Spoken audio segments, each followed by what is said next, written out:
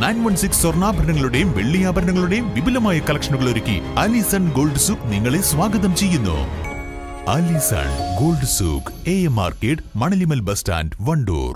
കല്യാണം, സൽക്കാരങ്ങൾ, മറ്റ് ആഘോഷങ്ങൾ എന്നിവയ്ക്ക് ആവശ്യമായ അരികൾ, പലചരക്ക് സാധനങ്ങൾ എല്ലാം മൊത്തമായും ചില്ലറയായും മറ്റെവിടെയും ലഭിക്കാത്ത വിലക്കുറവിൽ ഇവിടെ ഒരുക്കിയിരിക്കുന്നു. New Kurikkal stores, Wandoor. കലമാനിനെ വേട്ടയാടിയ കേസിൽ 2 പേർ വനവകുപ്പിന്റെ പിടിയിലായി. ചാലിയാർ പഞ്ചായത്തിലെ പെരുവമ്പാടം സ്വദേശി പൗവത്ത് വീട്ടിൽ ബിജു, എടക്കര തെയ്യത്തുംപാടം സ്വദേശി ഇലഞ്ഞിമറ്റത്ത് ഷിബിൻ ജോർജ് എന്നിവരാണ് പിടിയിലായത്. ഇതോടെ കലമാൻ വേട്ട കേസിൽ അറസ്റ്റിലായ പ്രതികളുടെ എണ്ണം 4 ആയി.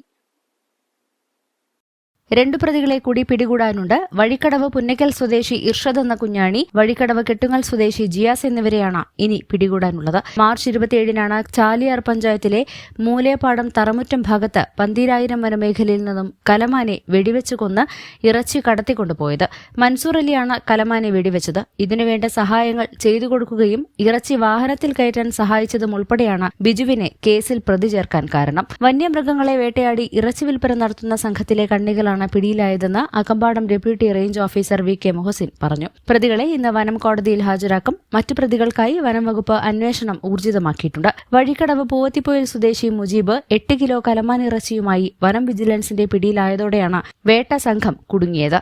News bureau, Nilambur. സ്കൈ ഗോൾഡിന്റെ ഷാർജയിലെ പുതിയ ഷോറൂമിന്റെ ഗ്രാൻഡ് ഓപ്പണിംഗിന് ഏപ്രിൽ 11 വൈകുന്നേരം 6 മണിക്ക് ഞാൻ വരുന്നു. Sky gold, elegance of beauty, the gold centre, Al Wahda street, Al Yarmouk, Sharjah. Wandoor beauty മാർക്കറ്റിന്റെ 1ാം ആനിവേഴ്സറി സെലിബ്രേഷനോടനുബന്ധിച്ച് ഒട്ടനവധി ഓഫറുകൾ ഞങ്ങൾ നിങ്ങൾക്കായി ഒരുക്കിയിരിക്കുന്നു. കൂടാതെ സ്ക്രാച്ച് ആൻഡ് വിന്നിലൂടെ ആകർഷകമായ സമ്മാനങ്ങൾ വേറെയും.